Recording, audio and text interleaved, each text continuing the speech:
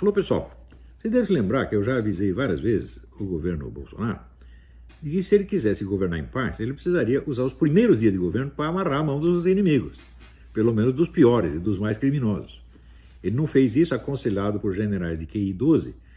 Não, vamos negociar, vamos agir, como é que se diz, aspas, democraticamente. Né? Então, ele deu tempo para esses adversários se rearmarem, ficar mais fortes e impedi-lo de governar. Quer dizer, é coisa de uma burrice indescritível. Muito bem. Mas isso que eu estava tentando ensinar à direita, não precisa ensinar para a esquerda, porque ela sabe isso aí de trás para dentro. E eu vou mostrar para vocês como é que se faz. Nos últimos dias, aqui nos Estados Unidos, não se viu nenhuma organização conservadora, absolutamente nenhuma, convocar ninguém para protesto nenhum. Você pode procurar todos os sites de organizações conservadoras, ninguém convocou ninguém para protesto. Quem está convocando é o pessoal da esquerda, está convocando os conservadores para protestar no dia 20 na posse do Biden.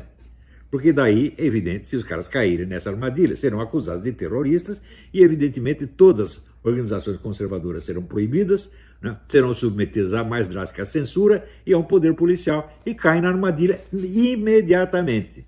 Então, a esquerda sabe essas coisas e faz essas coisas. Agora, você explica para a direita, olha, você, com essa gente, com criminosos, você não pode ter diálogo. Você pode ter uma competição séria, mas é guerra, não é diálogo, é guerra. Porque eles fazem guerra. Você está vendo esses dias até esses jornalistas, né, pregando aí a morte do Bolsonaro, pegando a morte de conservadores. É assim, é abertamente, os caras não escondem isso aí. Né? No máximo pode disfarçar assim, não, eu quero que ele se suicide. Isso aí, quer dizer, indução ao suicídio é crime. É coisa óbvia, né? Então, mas, quando você vai reclamar, daí aparece a OAB dizendo, não, isso é pressão contra a liberdade de imprensa. Quando jornalistas são presos sem queixa, sem um crime, sem uma alegação de crime, sem processo nem nada, a OAB fica quietinha. Agora, quando sugere que processe o cara que prega o suicídio, a morte do presidente, não, isso aí é atentado contra a liberdade de imprensa. Gente, assim, a esquerda luta, ela tem esse mérito. Ela luta pelo mal, mas ela luta. E a direita só quer saber de cargo e de dinheirinho, né? E quer saber de afagar os inimigos. Está lá, não tinha o general Ramos afagando, né, o cara do Foro de São Paulo? Quer dizer, não se pode confiar nessa gente, porra. Né? Aqueles que apostaram em intervenção militar são idiotas. Eu sempre disse isso. Essa ideia de intervenção militar é idiota. Eu conheço os milicos desde os anos 90. Né? Sei que, na melhor das hipóteses, são bundões. Isso é o mínimo que eu posso dizer sobre eles. O mínimo. Porque tem muitos que são traidores mesmo. São servidores do Foro de São Paulo. Não há a menor dúvida. Né? Então, o Bolsonaro confiou neles porque ele é um capitão e se sente inferiorizado pelos generais. Quem mandou ser capitão? Eu não sou capitão, não sou nem sargento, não sou nem cabo. Tá certo? E eu considero todos os generais pessoas inferiores a mim. Inferiores intelectualmente e moralmente. Né? Mesmo os que não fizeram mal nenhum, a cabeça deles só tem merda. Né? Não tem um cara ali que diga coisa com coisa. Nos escalões inferiores ainda tem gente estudiosa que faz. Tem um rapaz que faz programa na internet, né? Arte da Guerra, uma coisa assim, você vê que é um cara inteligente, estudioso, né? Mas entre esses generais eu não vejo ninguém, eu só vejo gente falar besteira, né? Agora, então estão desensinando a arte da guerra ao presidente.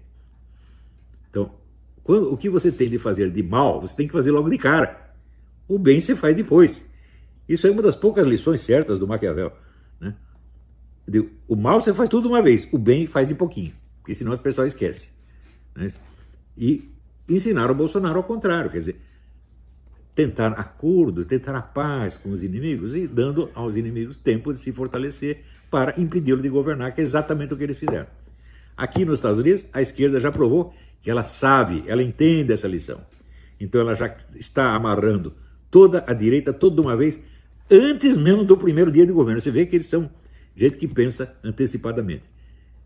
Eu vou dizer para aprender, não é tarde, gente, eu estou dizendo isso só para descrever a situação. Não tenho a menor esperança de que alguém no Brasil, alguém no governo entenda isso e tome as providências. Não tenho mesmo. Né? Mesmo nos Estados Unidos, você viu um monte de republicanos, entre aspas, né? Os chamados rhinos, né? Republicanos só no nome, que aderiram aí aos democratas esperando a ter paz e democracia, diálogo democrático. Diálogo democrático nada, eles vão botar a pessoa na cadeia, porra. Estão implantando a censura e o controle total. Esses planos de controle sensório universal já vem desde 1920, gente. Isso não veio assim do nada. Os caras estão discutindo isso há muito tempo. A nossa sorte é o seguinte, é que eles, a visão que eles têm da sociedade é toda baseada em modelos matemáticos. E modelo matemático é só uma metonímia, não é uma descrição objetiva, nem substantiva. Então eles erram, e erram, e erram. Agora acabam de errar. Você vê que o Facebook perdeu 5 bilhões de dólares. E o outro lá perdeu 34 bilhões de dólares, né, com essa besteira de querer censurar o Trump. Veja, até gente da esquerda, até o Macron, né, e a mulher lá da Alemanha, né, estão reclamando contra isso. Todo mundo está reclamando. O presidente do México ficou escandalizado. Está todo mundo escandalizado com essa censura. Então, essas firmas talvez sejam levadas até à falência. E, além disso, vão levar processo por causa do negócio do Parler. E vão levar muitos processos ainda, né? Então, você veja, eles têm grandes sábios trabalhando para isso, todos de mentalidade matemática, tudo pensando em modelo matemático. Gente, matemática não é realidade. Essa história de que Deus escreveu o mundo com números, né? Isso é coisa do Pitágoras. Vê se algum profeta hebraico falou isso. O profeta hebraico tem a cabeça no lugar. Pitágoras era doido, rapaz. Pitágoras era vegetariano, tá entendendo? E era um negócio assim, você entrava na escola pitagórica, durante 5 anos você só podia ficar quieto. Quer dizer, era uma seita de idiotas, né? Teve algumas inspirações poéticas, né? O mundo feito de números é uma figura de linguagem, é uma metonímia. Porque a parte numérica da realidade é uma parte dela, não é a realidade, tá entendendo? Assim como você não pode descrever os números, as coisas, só pelas suas cores. Não pode escrever só pelas suas propriedades matemáticas. Leibniz já demonstrou isso por A mais B. Você somar as propriedades matemáticas, você não obtém um objeto real. Você obtém uma metonímia, uma figura de linguagem. Isso está muito bem explicado no discurso de metafísica do Leibniz, que foi, depois de Aristóteles, foi o homem mais inteligente do Ocidente. Então, é isso aí, gente. Até a próxima. Obrigado.